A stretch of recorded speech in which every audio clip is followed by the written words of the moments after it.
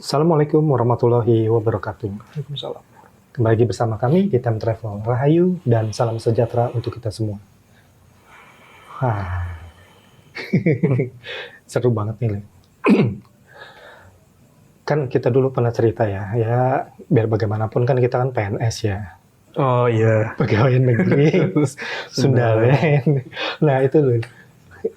Di belakangan nih muncul lagi nih, Le. Pembicaraan tentang Sundalen ya. Bahkan di medsos itu mereka akhirnya mulai percaya apa yang dibilang sama dulu tuh siapa ya? Ada tokoh yang dari Sunda Empire itu. Oh, Lord Rangga.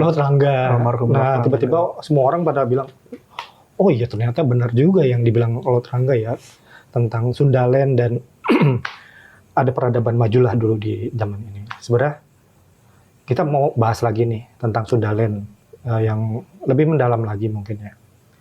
Sebenarnya semisterius apa sih sebenarnya Sundalen gitu ya? Karena ini mulai mengangkat lagi mungkin ini salah satu ciri-ciri juga kembalinya ajaran-ajaran kuno leluhur dari nenek moyang kita. Nah, silakan ya. Oke. Bismillahirrahmanirrahim. Jadi saya akan mengawali cerita ini dari beberapa waktu yang lalu tuh saya lagi pergi ke sebuah kawasan di daerah sekitar Jawa Tengah.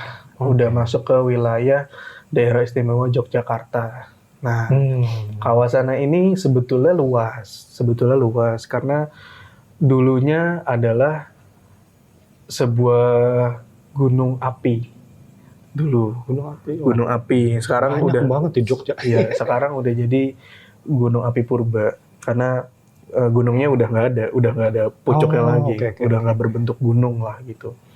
Ya mungkin ketika saya cerita hal ini teman-teman yang di kawasan Jogja, udah nebak-nebak di sekitar kawasan Jogja juga udah tahu lah ya paling nggak ya namanya Gunung Api Purba Ngelanggeran. Kita pernah cerita tentang Gunung Api Purba Ngelanggeran di episode yang cukup lampau.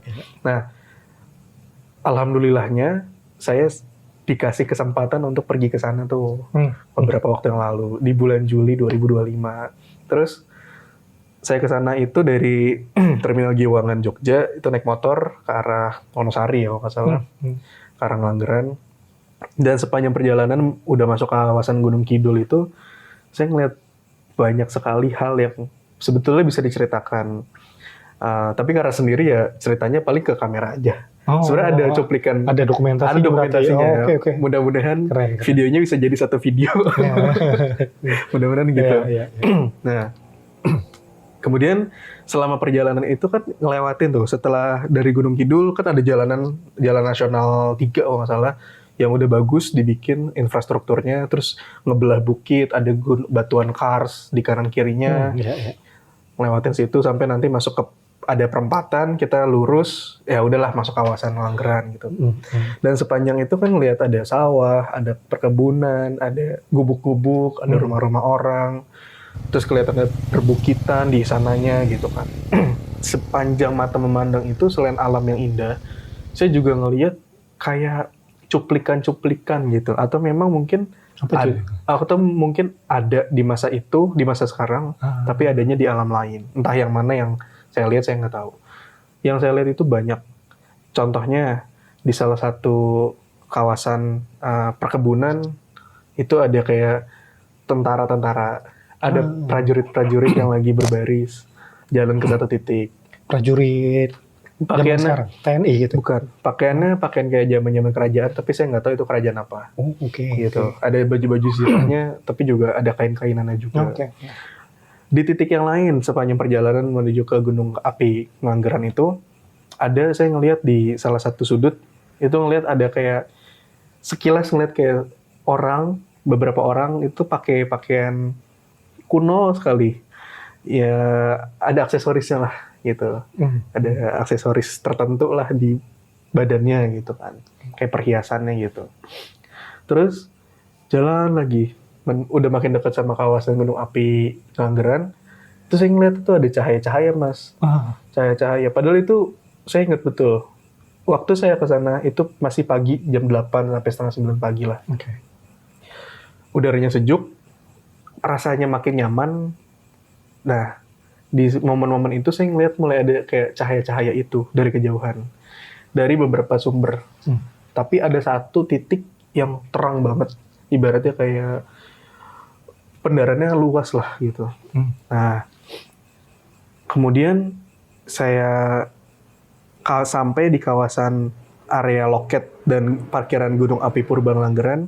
Ternyata rame karena anak sekolah pada libur. Iya. Waktu itu hari Sabtu juga, jadi mungkin orang pada wisata ya. Beli tiket kan 18.000 kalau nggak salah, naik ke atas. Nah, di situ sepanjang saya lagi manjat, saya tuh kayak banyak diceritain gitu loh, kayak dapat banyak informasi dari para orang tua, para leluhur yang memang ada di situ ya gitu. Jadi gini, kita seringkali cerita tentang Sundaland dan banyak orang sekarang cerita tentang Sundaland, tapi kebanyakan hanya sebatas geografis. Tapi Sundaland lebih jauh daripada geografis, melibatkan banyak hal yang di dalamnya ada keluhuran, ada spiritualitas tinggi, peradaban yang tinggi, gitu. Dan ada induk dari peradaban. Beliau itu banyak bercerita yang intinya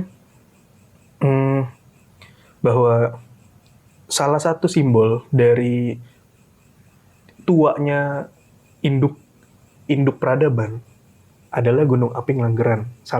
Mungkin ada lain ya, mungkin dalam arti sebagai simbolisasi mungkin ada yang lain yang tua juga, tapi sejauh yang saya dikasih tahu ya sebagai simbolis tuanya itu ada di Gunung Api Purbalanggeran.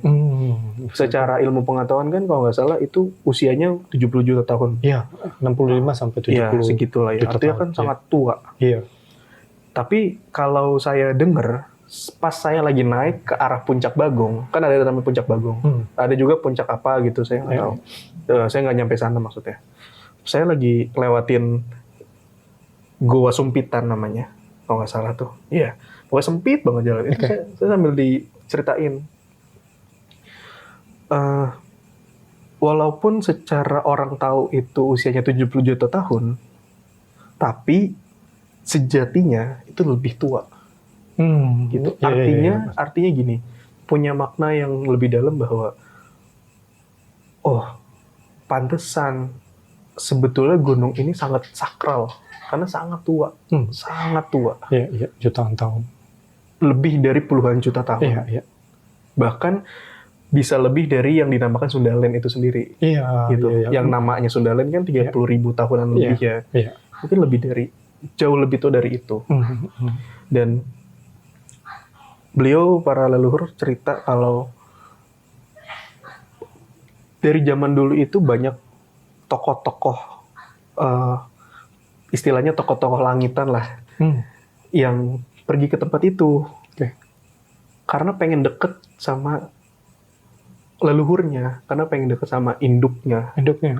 Karena pengen deket sama sumber cahaya. Karena pengen deket sama sumber cahaya. Nah, sembari saya naik itu kan capek ya. Nah, udah saya kan gendut ya. Ngerangkak gitu kan, karena jalannya terjal lumayan lah bagi saya yang jarang ke tempat-tempat kayak gitu. Bagi saya terjal. Cukup terjal lah gitu. Terus naik, berhenti di salah satu batu, saya naik ada tangga besi udah disediain, naik terus ngerangkak dikit, terus duduk ngeliat kawasan 180 derajat ke arah bawah gitu. Kota Jogja ya, langsung ya? Enggak langsung, kan itu masih kabupaten ya. Terus baru ke sana kayak ada kawasan kota, jauh gitu. Saya duduk di situ, saya nikmatin alamnya, saya nikmatin suasananya. Yang saya rasain, dan saya udah ceritain juga di video, mudah-mudahan bisa jadi videonya, adalah ketika masuk dari kawasan Gunung Kidul menuju ke Ngelanggeran, rasa nyaman tuh kayak rasa nyaman yang mulai datang ketika kita mau masuk ke rumah orang tua, yang di situ ada orang tuanya atau ada kakek nenek kita gitu istilahnya. Rasanya tuh kayak disambut gitu, kayak diemong. Pas udah nyampe tuh seolah-olah kayak ayo sini gitu. Maka kayak oh ya akhirnya dateng gitu, kayak gitu lah. Okay. Nyaman banget, betul-betul. Mungkin saya bahkan ada pikiran saya nginep di sini deh. Gitu. Saya ada pikiran itu, Mas. Nginep tapi? Enggak. Oh, oke. Sebenarnya itu kan buka 24 jam. Sebenarnya karena orang banyak yang daki kalau malam. Saya pengen banget sebenarnya nginep di situ, tapi ya enggak lah karena rame kan kemarin. Nah, selama saya ngalamin perasaan itu, saya pun juga denger dari telinga bahwa diceritain, ya tempat ini memang tempat yang tua. Jadi ketika orang itu udah deket sama tempat ini, kawasan ini, di lubuk hati yang dalam tuh sebetulnya kerasa sebetulnya. Jadi kayak datang ke tempat orang tua gitu, kayak pulang kampung lah, walaupun mungkin ada orang yang kampungnya nggak di Jogja, di kawasan Jogja. Tapi rasanya kayak pulang ke tempat orang tua gitu istilahnya. Nah, kemudian sembari saya nikmatin itu, terus saya lanjutin perjalanan ke arah Puncak Bagong. Di situ saya ngerasain getaran yang makin kuat. Saya ngeliat ada cahaya, saya nengok ke atas di salah satu tempat yang lapang gitu ya untuk ngeliat ke atas. Saya ngeliat ada tebing gunungnya ke atas gitu. Saya ngeliat dalam pandangan lain itu kayak ada sebuah bangunan megah tapi klasik, kuno klasik, bagus, bercahaya. Tapi saya yakin posisi bangunan itu bukan ada di puncak yang orang maksud, tapi lebih tinggi dari itu. Oh, lebih tinggi dari permukaan yang lebih ada tinggi dari di masa puncak sekarang. Yang ada di situ. Oh, oke. Seolah-olah kayak itu adanya di atas awan, di atas langit gitu ya. Menggantung berarti ya. Ya nggak tahu lah, pokoknya kelihatannya kayak gitu. Dan itu besar cahaya. Dan saya lihat kalau ada jalur untuk naik ke sana, tapi bukan jalur yang orang bisa naik. Bukan jalur batuan, beda jalurnya. Oh, oke. Kemudian waktu saya ngirim foto itu ke teman-teman, salah satunya Mas Amin lihat. Mas Amin bilang, ya di situ juga ada bangunan gitu. Ada konfirmasi. Ada istana kecil bahasanya. Mas Amin tuh gitu. Bilang kecil enggak, orang itu besar kok gitu. Jadi ya hal itu. Nah, kemudian hubungannya dengan Sundalen adalah gini. Sepanjang saya dengar cerita dari para orang tua bahwa selain sebagai tempat dari simbolisasi dari induk peradaban di Sundalen, juga sebagai pakunya Sundalen. Gitu. Pakunya Sundalen dulu ya. Mungkin sampai sekarang esensinya. Tapi kan secara bentuk ya udah beda. Nah, bicara soal esensi, satu hal yang mungkin pengen saya cerita adalah alangkah bijaknya kalau kita pergi ke tempat yang sakral itu menjaga sopan santun, aturan, bahasa, sikap dan sebagainya. Karena yang pernah kita cerita, bentuk alam, energi alam itu punya wujud manifestasi. Kalau kita naik gunung, artinya kan kita sama kayak mendaki dari badan si gunung itu sendiri, badan orang gitu. Beliau. Kepalanya, mahkotanya itu ada di ujungnya. Lah kalau kita naik ke badan orang tua kan harus sopan. Kulonun gitu, permisi apa segala macam. Bukan kita takut sama yang ada di sekitar situ, kayak makhluk-makhluk yang makhluk halus itu. Tapi lebih penghormatan kepada alam, karena alam adalah percikan cahaya dari yang maha kuasa sendiri kan gitu. Betul. Menjadi bentukan alam. Dan mereka hidup. Gitu. Nah, terakhir, mungkin banyak orang nggak tahu bahwa antara Gunung Langgeran dengan tokoh-tokoh pewayangan itu sangat erat kaitannya. Salah satunya adalah yang orang, terutama orang Jawa kenal sebagai salah satu tokoh Punakawan. Yang sebagai pengayom para kesatria. Ya itu saya nyebutnya Eyang Semar. Mungkin orang tua zaman dulu tahu ya bahwa kawasan Langgeran dan sekitarnya itu kawasan dari Eyang Semar sebagai bentuk simbolisasi lah gitu.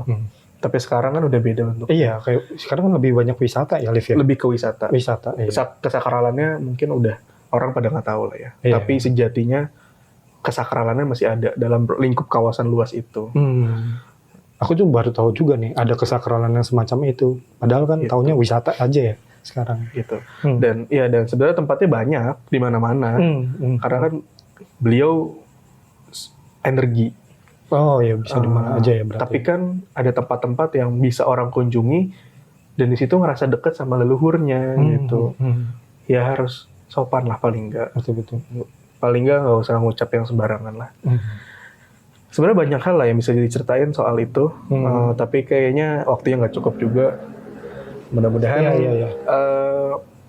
nanti ada tayangannya. Ada tayangannya. Ya. Pas saya lagi ke sana dan mudah-mudahan kita bisa syuting langsung di sana. Amin, itu lebih enak lagi tuh kayaknya gitu. Karena Alif juga dari tadi cerita kayak lebih banyak takjubnya ya tadi kan. Takjub banyak ditunjukkan hal-hal yang ada sih, tetap berbagai macam pertanyaan. Tapi melengkapi Alif aja ya. Kadang kita juga banyak ditunjukkan kalau Jogja itu memang kota yang ngangenin ya. Dibilang kawasan Jogja sih. Ya, kawasan Jogja. Jadi kalau orang udah berkunjung ke sana kayaknya berasanya pengen balik lagi gitu karena kayak ada satu selubung selimut rasa ya, Mbak. Yang kayaknya kita pengen kembali lagi kayak merasa diemong, diayomi sama leluhur. Nah, mungkin itu tertuang dalam berbagai kreativitas ya, lewat lagu, lewat macam-macam puisi lah segala macam. Nah, coba aku tanya satu lah. Kan karena tadi Alif cerita banyak ini. Alif tadi cerita ada tentara, terus ada orang dengan pakaian kuno, terus juga bahasanya bertemu dengan tokoh-tokoh luhur ya gitu. Ini apa sih? Ini residu, flashback atau yang dia di alam sebelah, Alif? Itu yang tadi saya ceritain, Mas. Saya bahkan nggak tahu karena semua ada gitu istilahnya. Bahkan yang namanya kawasan peradaban di masa lalu itu ada dekat situ dan nggak cuma satu masa doang, tapi ada beberapa zaman, ibaratnya beberapa kali ganti gitu. Wow, keren nih. Jadi kalau misalnya ditanya residu atau apa ya, tadi udah saya cerita, saya bingung. Entah itu residu sisa-sisa energi masa lalu atau ternyata memang ada di zaman sekarang, tapi ada yang sebelah, atau mungkin saya bersinggungan dengan masa lalu itu sendiri gitu, masuk ke saya nggak tahu yang mana gitu, tapi terlihatnya kayak gitu. Iya, pantesan aja Alif takjub. Aku juga jadi penasaran dengan ketakjuban Alif nih. Berarti banyak layer-layer cerita yang bisa di situ ya bisa diceritakan. Saya pernah baca di kolom komentar, saya lupa di mana. Ada beberapa sobat time travel yang punya pengalaman unik ketika datang ke kawasan Langgeran. Ada beberapa sobat time travel yang komen, oh iya, Langgeran itu tempat yang sakral. Tapi sedikit yang komen kayak gitu. Coba sobat time travel yang punya pengalaman bisa cerita di komentar. Betul. Karena selama ini kita taunya jadi tempat wisata ya. Jadi tempat wisata gitu aja yang emang ada situs Gunung Purba gitu. Nah, pokoknya banyak sih yang mau ditanyain, tapi semoga nanti bisa dijawab di penelusuran selanjutnya kali di on location. On location itu penting. Jadi kita bisa ketemu sobat time travel yang ada di Jogja ya. Oke, sobat time travel, sekian dulu episode kita kali ini. Semoga apa yang Alif ceritakan bisa menambah wawasan ya. Salah satunya mungkin ya tadi yang Alif ceritakan. Jangan-jangan Gunung Langgeran itu bisa jadi salah satu paku dari Sundalen, atau bahkan mungkin lebih jauh lagi karena usianya yang sudah puluhan juta tahun lah ya gitu. Nah, ini mungkin salah satu hal yang bisa kita highlight dari episode kita kali ini. Oke, Sobat Time Travel, semoga kalian suka dengan episode kita kali ini. Tetap like, share, comment, and subscribe untuk selalu terhubung dengan video-video kita yang terbaru. Sampai kita bertemu di penelusuran selanjutnya. Wassalamualaikum warahmatullahi wabarakatuh.